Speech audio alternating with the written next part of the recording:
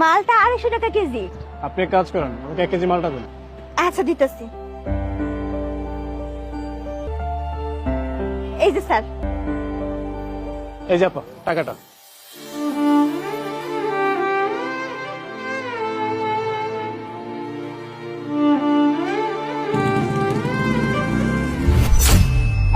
Sir, ও sir আপনি ভাঙতি টাকা টাকা না নিয়ে চলে গেল।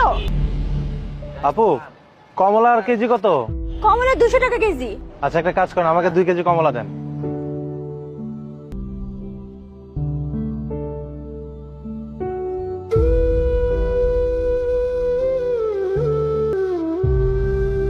আপু একটা কাজ করেন, আপনি আমাকে 1 কেজি কমলা দেন।